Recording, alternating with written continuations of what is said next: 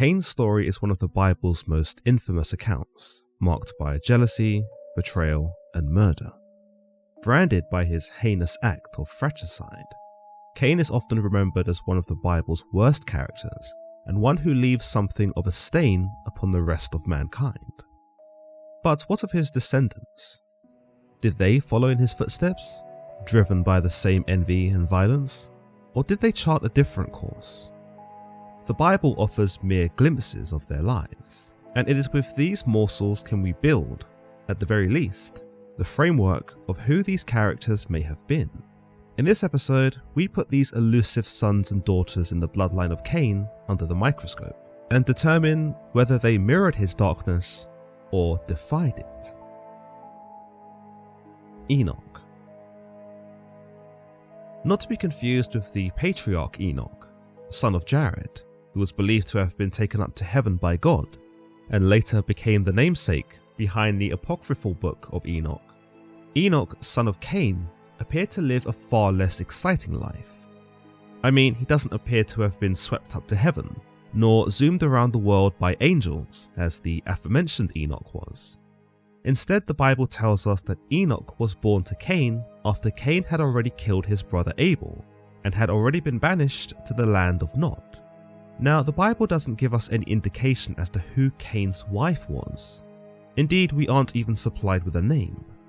Furthermore, many readers become confused with this part of the narrative, because if Adam and Eve were the only other people in existence at that time, then how did Cain find anyone in the land of Nod, let alone a wife? One answer to this is that Adam and Eve actually had a lot more children during this time period, but that the Bible just didn't mention them. Remember, the biblical God told Adam and Eve to be fruitful and to populate the earth, so it's reasonable to believe that they wouldn't have just stopped at 2 sons in Cain and Abel.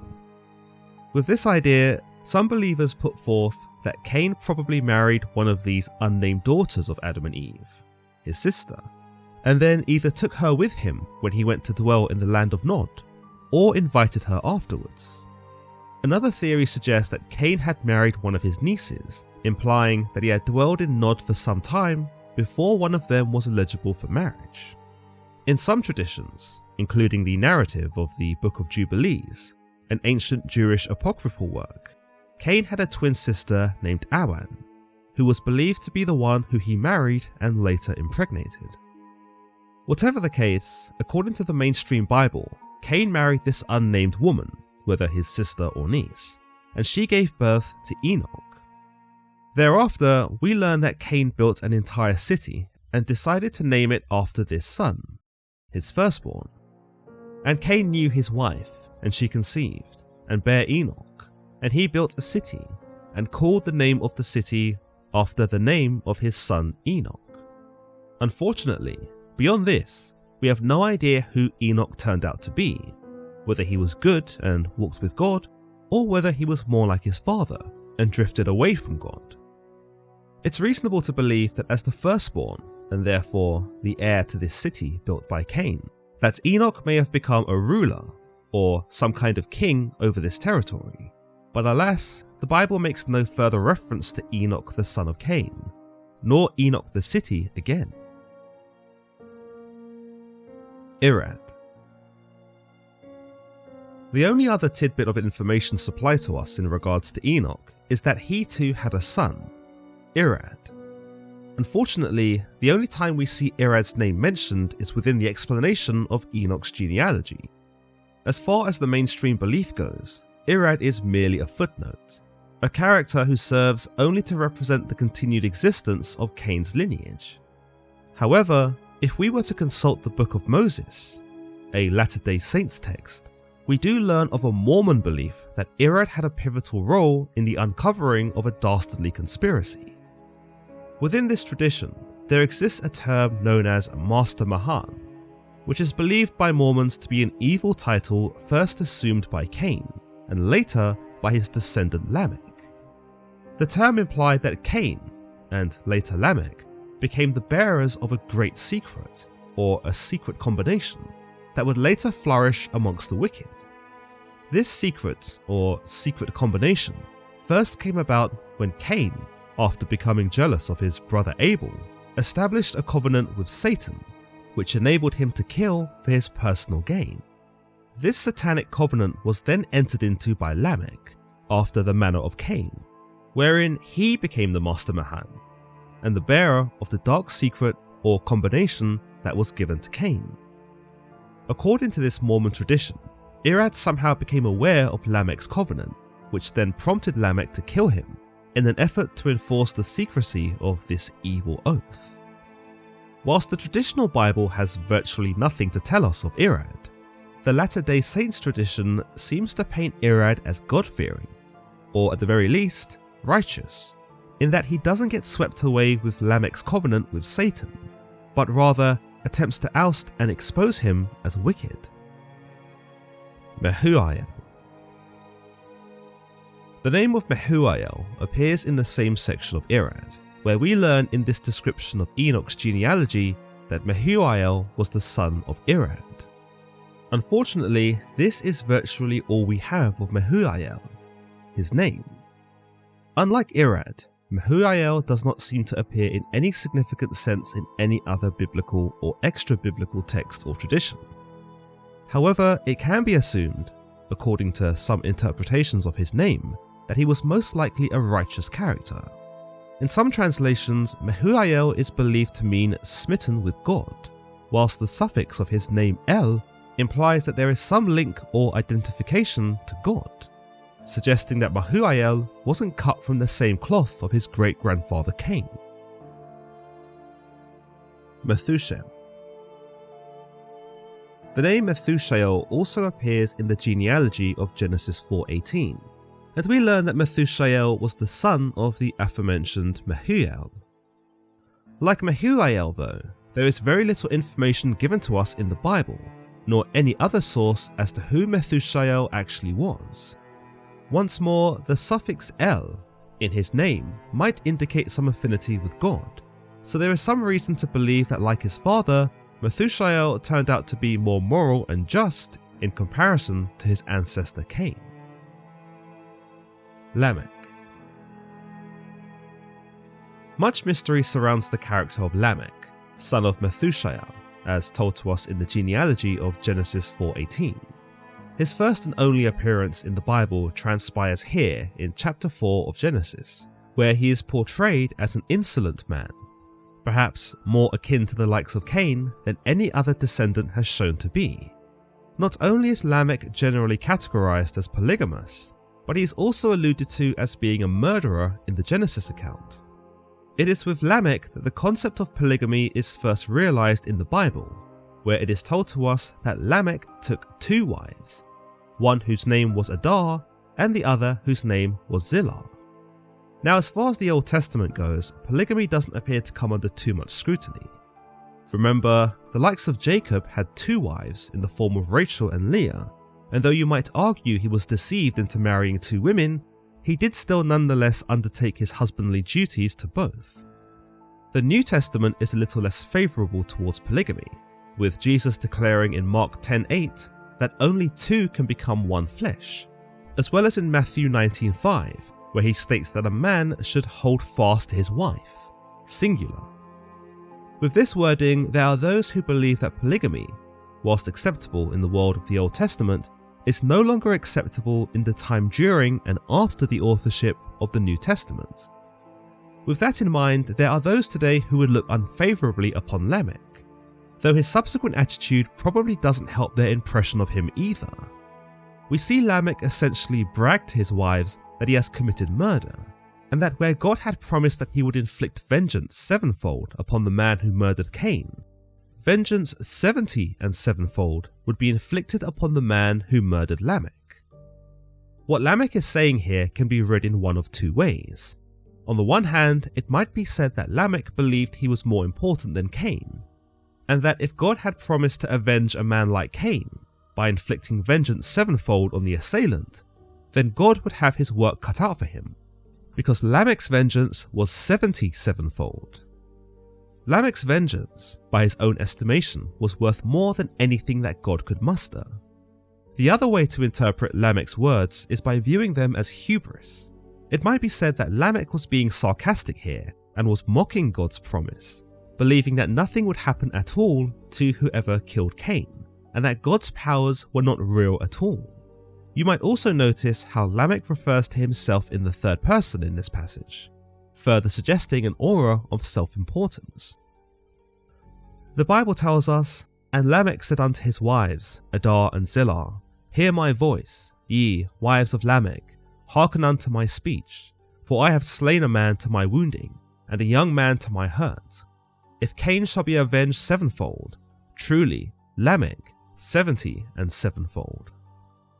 Whilst the Genesis account certainly tells us that Lamech has murdered someone, we don't get specific indication as to who this is. The passage leads us to believe that the victim was someone who had struck and wounded him, and that maybe Lamech was acting out of retaliation or self-defense. However, his arrogance after admitting to the murder does make it seem that this act was far less noble, and perhaps just as deliberate as Cain's murder of Abel. In some beliefs, the fact that Lamech even references Cain at all here, after all it does seem random to name drop his great-great-great-grandfather all of a sudden, is because the man who Lamech has killed was in fact actually Cain. Some believers of this theory suggest that because the ages of biblical characters could easily bypass the hundreds, it was possible for Cain to have been alive in the lifetime of Lamech, and thus it was entirely possible for the two to have met and come to blows.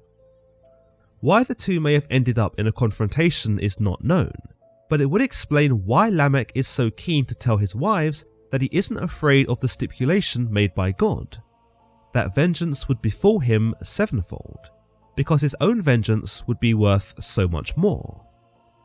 The Book of Jasher, an apocryphal work that reworks much of the Bible, aims to shed some light on Lamech's claim here, and works to support the idea that Lamech did kill Cain.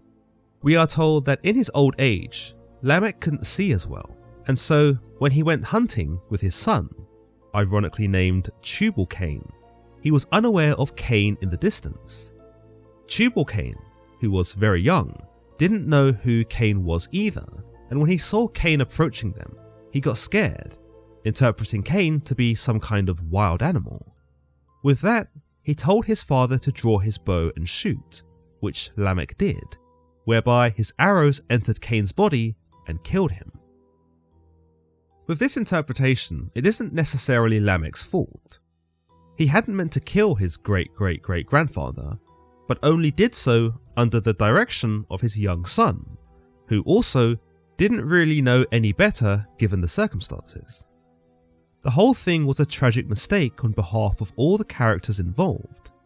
Cain being in the wrong place at the wrong time, Tubal Cain misidentifying him as an animal, and Lamech loosening an arrow before he was certain of what it was he was shooting at. Why the blind man was trusted to do the shooting is beyond me, but again, this might be a testament to just how young and inexperienced Tubal Cain was. In any case, we can see why Lamech might have been so defensive when explaining to his wives that he'd killed someone in the Genesis account, because ultimately, it wasn't his fault, but he was surely to be punished as though it was, in accordance with God's words. The Book of Jasher takes a darker turn here and proceeds to frame Lamech in arguably a worse light than Cain, for whilst Cain murdered his brother out of jealousy, Lamech murders his young son out of frustration. And it came to pass when Cain had died that Lamech and Tubal went to see the animal which they had slain, and they saw and beheld Cain, their grandfather, who had fallen dead upon the earth. And Lamech was very much grieved at having done this, and in clapping his hands together, he struck his son and caused his death. So not only does Lamech kill his great-great-great-grandfather, he manages to kill his son too, all in the space of a morning. This may also seek to explain the Genesis passage that Lamech had slain a man to his wounding and a young man to his hurt, whereby this is Lamech's confession to his wives that he has killed two of his family members. I imagine it would be fairly understandable for Cain's murder to have been excused. It's still grievously irresponsible to have loosened the arrow under the whim of the youthful Tubal Cain, but at least we can see how that was an accident. Striking his son with enough force to kill him is much harder to reconcile, and for that, there are those who would argue that Lamech is far worse than Cain. In the Jashirian account, Lamech's wives Adar and Zillah actually seek to kill him when they find out what he's done, but ultimately end up leaving him and only return to him under the persuasion of Adam. Jabal. The first son of Lamech and Adar, Jabal is believed to be the ancestor of all who live in tents and raise livestock. This is quite the title, leading readers to believe that Jabal was the very first pioneer of livestock and agriculture, likely the first to establish the foundational systems that would come to feed entire countries. It's also suggested that Jabal was likely the first person to initiate the Bedouin lifestyle, and that he was perhaps the first person to choose to live amongst the desert habitat. Another idea suggests that Jabal was far more skilled at herding and farming than Abel was, for where Abel merely lived off of his flocks, Jabal created an entire enterprise out of his animals, which shows us a certain evolution of agriculture. Jabal doesn't appear to feature in any narratives within the Bible or apocryphal texts, and whilst it's impossible to determine the type of character he was, there is reason to believe, based on his occupation, that his contributions to society were beneficial. Jubal. Unlike his brother Jabal, Jubal, the second son of Lamech and Adar, was believed to turn his talents towards the more creative arts. The Genesis account tells us that Jubal was the father of instruments, such as the lyre or the harp, which has led some commentators to peg Jubal as the inventor of music. Unfortunately, this is the extent of which Jubal is spoken of in the Bible, and beyond this, like with Jabal, it's not possible to determine whether the apple fell far from the tree when considering if he was anything like his father Lamech, or his ancestor Cain. As with Jabal, the consensus is that with the pioneering of his talents, in this case music, Jubal's contribution to society was largely a positive one. However, there are some ideas that suggest that Jubal was therefore also responsible for bad music, or for notes, frequencies, or even lyrics that could draw people away from God. However, this can't necessarily be pinned on Jubal, but rather, perhaps, a later corruption of his work, as music evolved over time. Tubal Cain. We've already seen how Tubal Cain met his tragic fate as far as the Book of Jasher goes, but as far as the traditional Genesis account goes, Tubal Cain's fate is left unknown, much as the rest of his character. The Jashirian account seeks to frame Tubal Cain as youthful and inexperienced, which is why he mistakes Cain at a distance for an animal, but the Bible makes no suggestion that this is the case at all. All the Bible tells us is that this was the only son between Lamech and his other wife Zillah, and that Tubal Cain was an instructor of every artificer in brass and iron, essentially the world's first blacksmith. According to 11th century French rabbi Rashi, Tubal Cain's name was believed to mean Cain's spices. Rashi determined that the reasoning behind this was to show that Tubal Cain seasoned and refined the heinous act made famous by his ancestor, murder. The Bible doesn't tell us exactly what Cain struck Abel with, whether his bare hands, a rock, or something else, but whatever he might have used, it would not have been as devastating as the sort of things Tubal Cain was capable of making. As a blacksmith, you can expect that Tubal Cain was able to make the world's first weapons, maybe even the very bow that Lamech used to shoot in the Jashirian account. Ultimately, Tubal Cain, whether with intent or not, introduced humanity to not just metalwork that could benefit society, but with tools that could help tear it down too. Therefore, according to the likes of Rashi, Tubal Cain effectively invoked the sin of Cain, enabling other people to commit murder more readily. Whilst the Jashirian account presents Tubal Cain as young and naive, a young man who didn't realise it was Cain wandering in the fields, other renditions of this account suggest that Tubal Cain did know, and that it was bloodlust that incited him to purposely deceive Lamech into taking the fatal shot. Naamah.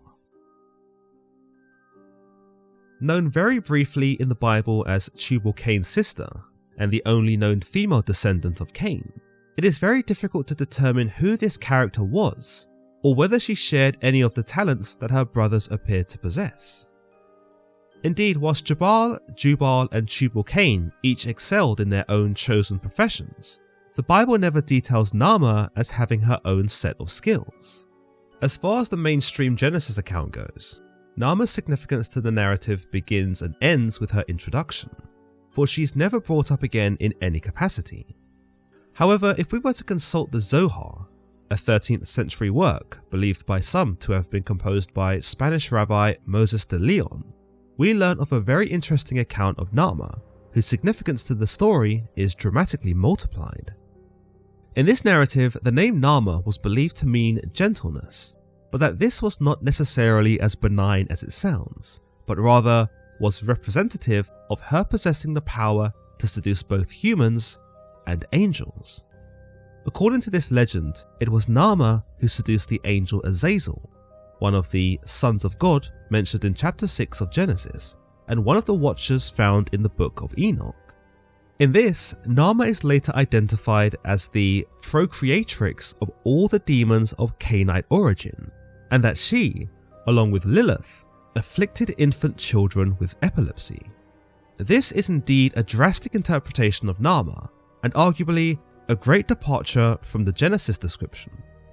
If we were to consider this in association with Cain's other descendants, many might agree that by this interpretation, Naamah is by far the worst, perhaps even worse than Cain himself. Not only is her talent to seduce men dubious from the get-go, but she also uses this talent to actively corrupt them. Furthermore, her skill set bleeds into the supernatural. Suddenly, she is not only a bit of a man-eater, but not even the angels are safe from her, who can be led astray by her charms. It's hard to imagine why God would allow her to possess such a power, and it's easy to see why this element does not feature in biblical scripture. But to say Naamah is overpowered by this interpretation would be an understatement. You might also say she is worse than her ancestors, because where Lamech and Cain had caused harm out of emotion or moments of madness, Naamah causes harm to children alongside the demon Lilith for what is seemingly the sake of being evil. Whilst Cain himself is remembered for his jealousy and the murdering of his brother, his lineage is not uniformly marked by the same traits. Figures like Lamech, who openly boasts of his own acts of vengeance, suggest that some did follow the path of pride and violence.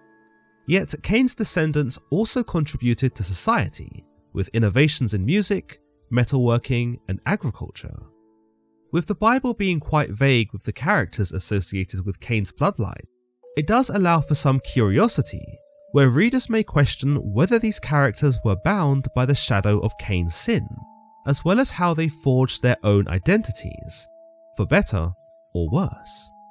Ultimately, their story reminds us that the human condition is rarely simple, and that the legacy of one individual does not define the potential of those who come after. As always guys, if you've enjoyed today's episode, then don't forget to leave this video a like, and don't forget to subscribe for more content just like this. Until next time.